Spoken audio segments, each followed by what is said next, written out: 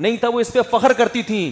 تو یہ محمد صلی اللہ علیہ وسلم کے کمال نبوت کی اور آپ کی شخصیت کے کامل ہونے کی علامت ہے کہ عمر کے اتنے فرق کے باوجود ایسی کامیاب زندگی گزار کے دکھائی کہ آج عمر میں فرق نہیں ہوتا, ہر لحاظ سے میچنگ کی شادیاں ہوتی ہیں, مگر ایسا کامیاب جوڑا آپ کو نظر نہیں آئے گا. کتنے استخارے نکال کے نا آج کل شادیاں ہو رہی ہیں. لڑکے کی کم بخت کی جاب بھی دیکھ لی, 1 کروڑ روپے کما رہا ہے.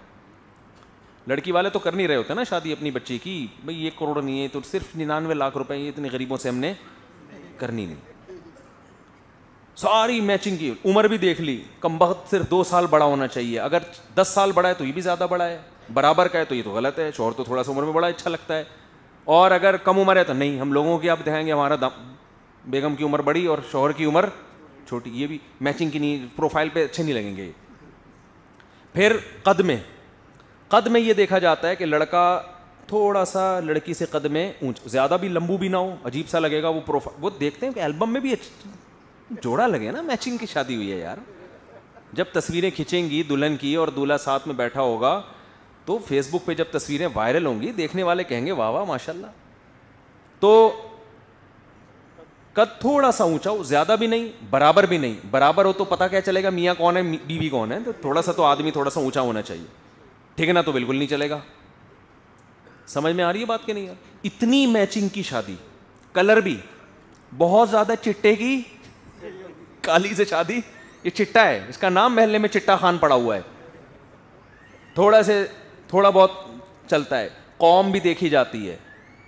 اتنی ساری میچنگ ہونے کے بعد پھر استخارے بھی نکلے, پھر یہ لڑکی اردو اسپیکنگ ہے تو یہ بھی اردو اسپیکنگ, وہ پشتو ہے تو یہ بھی پشتو, قوم بھی میچ, ڈگریاں بھی میچ ہو گئی, یہ ڈاکٹر بھی ہے, یہ بھی کم بخت ڈاکٹر, کم بخت سے میری مراد وہ والا کم بخت, ڈاکٹر بھی ہے, ایجوکیشن کے لحاظ سے بھی لیول برابر, اور اس کے بعد بھی کیا جو حالات ہوتے ہیں وہ کیا ہوتے ہیں. مجھے ایسی اس لیے آ رہی ہے کہ میں دیکھ رہا ہوں نا.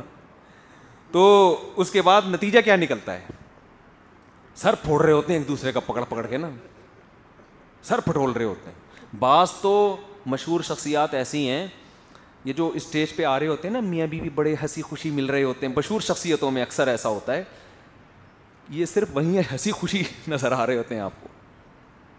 جو زیادہ جو سیلیبریٹیز ہوتی ہیں نا, جو اپنی وائف کے ساتھ اسٹیج پہ آئے اور بیٹھے اور سب لوگ دیکھ رہے ہوتے ہیں کتنا پیارا جوڑا ہے ان کا ماشاء اللہ, وہ آپ کو لگ رہا ہوتا ہے بھائی ان میں شاید 1% اتنے اچھے رہ رہے ہوں, باقی وہ ٹیکسی میں بھی لڑتے ہوئے آ رہے ہوتے ہیں. اور مجھے تو کسی نے بتایا کہ بعض سیلیبریٹیز ایسی ہیں کہ میاں بیوی نے ایگریمنٹ کیا ہوا ہے کہ دیکھو جب بھی کیمرے کا رخ ہمارے سامنے ہوگا تو ہم نے ہنستے مسکراتے ملنا ہے, انٹرویو میں ہم نے ایسے ہی شو کرنا ہے جیسے ہم سے نیک دنیا میں کوئی ہے نہیں, ایک دوسرے پہ ٹوٹ کے مرتے ہیں. باقی جیسے ہی پروگرام ختم ہو تم اپنی اماں کے گھر اور میں اپنے ابا کے گھر, ایک گھر میں رہتے بھی نہیں ہیں, ایگریمنٹ ہوئے ہوئے ہیں بعض لوگوں کے. تو میں تو آپ کو ایسے ایسے واقعات سناؤں کہ آپ حیران ہو جائیں. ایک آدمی نے بتایا کہ ایک آدمی کی ایک خاتون سے نکاح ہوا ہوا, دونوں کوئی تھے کچھ عجیب سے, تو بیگم صاحبہ کا کہیں اور حساب کتاب چل رہا ہے, میاں کا کہیں اور چل رہا ہے. بیگم کو میاں کے بارے میں پتہ ہے, میاں کو بیگم کے بارے میں پتہ ہے, لیکن کیمرے کے سامنے السلام علیکم ہے یہ. تو ایسا نہ ہو آپ خام خواہ میں کسی کی طرف دماغ لے کے جائیں, اچھا یہ اس کی بات ہو رہی ہے, ایسا نہیں, ایسا کچھ نہیں ہے, آپ نہیں جانتے کن لوگوں کی بات کر رہا ہوں میں. تو لیکن نبی صلی اللہ علیہ وسلم کی سیرت دیکھو بھائی, کتنا فرق ہے. ایسی کامیاب نکاح چلا کے دکھایا, کیوں بتا دیا کہ بھائی عمر میں زیادہ, میں میچور زیادہ, لیکن بیوی اگر کم عمر ہے تو اس کے لیول پہ آ کے اس کے ساتھ رہنا پڑتا ہے. ہمارے نبی اپنے لیول سے نیچے آئے ہیں, ٹھیک ہے نا. امی عائشہ کی دلجوئی کے لیے جہاں سے وہ پانی پی رہی ہیں ادھر ہی منہ لگا کے پانی پی رہے ہیں, محبت کا اظہار کر رہے ہیں اس طرح سے. آج کسی بڑے عمر کی کسی کم عمر سے شادی ہو جائے نہیں چل پاتی, تبھی ہم لوگوں کو مشورہ دیتے ہیں تھوڑا سا دیکھو بھائی, کیونکہ لوگوں میں وہ شعور نہیں ہے نا, وہ تھوڑی اس کے لیول پہ آئے گا ہی نہیں, وہ اپنے حساب سے چلے گا بالکل ہی. وہ یعنی جو سیٹ اپ چل رہا ہے نا آج کل, ابھی کیا بتائیں, چھوڑو ابھی زیادہ ڈیٹیل میں جاؤں گا, وہ بعض لوگ سمجھ جاتے ہیں میرے بارے میں بات ہو رہی ہے, وہ اپنے بارے میں سمجھ جاتے ہیں کہ بات کس مفتی صاحب نے میرے بارے میں سب کو بتا دیا, حالانکہ میں ان کے بارے میں بھی نہیں بات کر رہا. تو یہ پیغمبر صلی اللہ علیہ وسلم کا کیا ہے کمال. اور یہ بھی یاد رکھو 9 زوجات ایک ٹائم پہ رکھیں. غیر مسلم اس پہ بھی اعتراض کرتے ہیں. میں کہتا ہوں اس معاشرے میں تو خیر کثرت سے نکاح کا رواج تھا, یہ بھی کمال ہے یار. 2-3 بیویاں رکھ کے دکھاؤ, تمہارا سر گنجا نہ ہو جائے, میرا نام بدل دینا. حقیقت ہے نا, 9 زوجات رکھی ہیں بھائی. یہ تو کمال ہے کہ نہیں ہے؟ یہ تو کمال ہے. یہ تو غیر مسلم کو چاہیے تعریف کرے. اور پھر بڑی بات یہ ہے کہ آپ کی ایک بیوی آپ کو فیور کر رہی ہے, دوسری اکثر مخالف ہوتی ہے. آپ کا ذرا سا اختلاف ہو یا اختلاف نہ بھی ہو تو آپ کسی کی 4 بیویوں سے انٹرویو لیں گے نا, ایک نہ ایک آ کے کچھ نہ کچھ, ساری تھوڑی خوش ہوتی ہیں. اس میں بعض دفعہ مرد خراب ہوتا ہے, بعض دفعہ عورت خراب ہوتی ہے. لیکن ہمارے نبی کی 9 زوجات میں سے ایک نے بھی آپ کے خلاف کوئی ایک حرف بھی زبان سے کبھی نہیں نکالا, آپ کے کردار پہ انگلی اٹھائی ہو یا آپ کے بارے میں یہ کہا ہو کہ یہ بیویوں کے ساتھ اچھے نہیں ہیں. تو اللہ نے آپ کے نکاح اس لیے بھی کروائے کہ بعض لوگ گھر کے باہر بڑے نیک بنے پھر رہے ہوتے ہیں, گھر کے اندر معاملات ٹھیک نہیں ہوتے. آپ کو اللہ نے 9 گھر دیے کہ بھائی اگر ذرہ برابر بھی آپ کے کردار میں کوئی شک ہوتا تو ایک گھر تو آپ کے خلاف گواہی دیتا. اگر آپ کی ایک زوجہ ہوتی تو یہ غیر مسلم کہہ سکتے تھے بھائی انہوں نے ان زوجہ کو سمجھا کے رکھا ہوا ہے کہ میرے گھر کے اندر کے حالات باہر نہ بتانا. ایک نہیں 9 زوجات ہیں, اور ان میں زیادہ تر زوجات وہ ہیں جو اسلام دشمنوں کی بیٹیاں تھیں. ایک ابو سفیان کی بیٹی جو اسلام کے سب سے بڑے دشمن, ان کی بیٹی کس کے گھر میں ہے؟ آپ کے گھر میں. وہ خدا نہ خواستہ اگر کوئی ایسی چیز دیکھتی وہ اپنے باپ کو جا کے بتاتی. تو یہ تمام چیزیں ہمارے نبی کے برحق ہونے کی دلیل ہیں. جو نبی کے برحق ہونے کی دلیل تھی, جب آپ کی عقل خراب ہو جاتی ہے اور آپ کی سوچ نیگیٹو ہو جاتی ہے تو آپ اسی دلیل کو جو برحق ہونے کی ہے اسی کو آپ پیغمبر کے خلاف لے کے جاتے ہیں.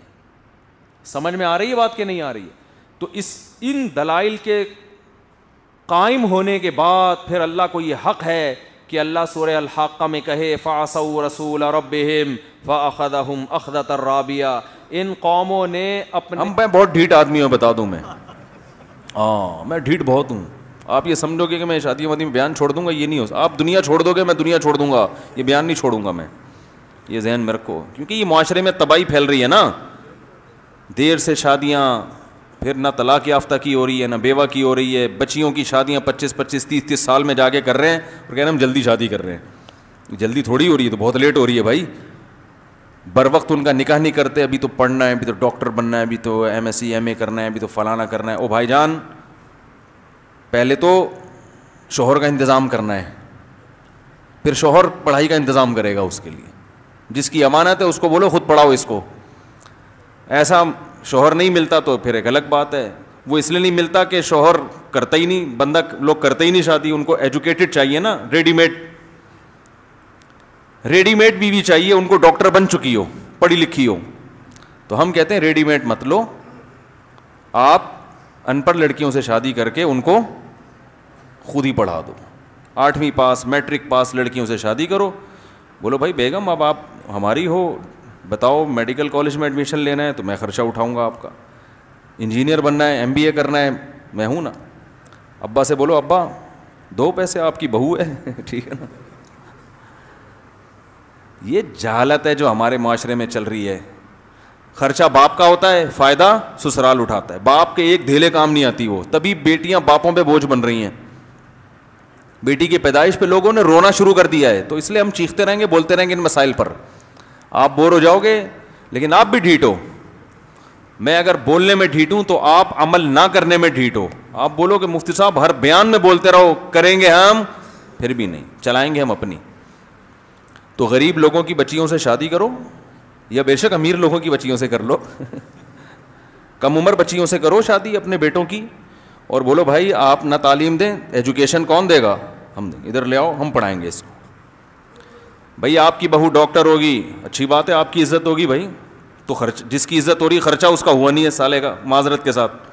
خرچہ ایک دھیلا کیا نہیں ہے, فری پھوکٹ میں عزت کروا رہے اپنی کہ میری وائف ڈاکٹر ہے. پیسے خرچ کرو, سمجھ رہے ہیں. پھر بیوی بھی قدر کرے گی. بیوی کو پتہ ہے میرے سسر نے ایک دھیلا خرچ نہیں کیا میرے اوپر, اور نہ خرچ کرنے کا قائل ہے. میرے میاں نے ایک دھیلا خرچ نہیں کیا, خرچہ سارا میرے باپ کا ہوا ہے, اور اب سسر یہ توقع رکھتا ہے کہ مجھے وہ عزت دے جو باپ کو دی تھی. تو آپ باپ بن کے دکھاؤ گے تو عزت ملے گی بھائی, فری پھوکڑ کی عزت دنیا میں کسی کو نہیں ملتی, ٹھیک ہے نا. آپ دل بڑا کرو گے تو پھر آپ کو بھی انشاءاللہ عزت ملے گی. تو ایسے باپ مارکیٹ سے شارٹ ہیں, ہم بیان میں ایسے باپ تیار کرنے کی کوشش کر رہے ہیں. جس دن ایسے باپ مارکیٹ میں ہول سیل کے حساب سے پیدا ہو گئے اور ایسے داماد یا ایسے بیٹے پیدا ہو گئے مارکیٹ میں, تو ہم یہ بیان کرنا چھوڑ دیں گے. تو فی الحال ہم سورہ قلم کی طرف دوبارہ چلتے ہیں, ٹھیک ہے نا. تو یہ چلتا رہے گا.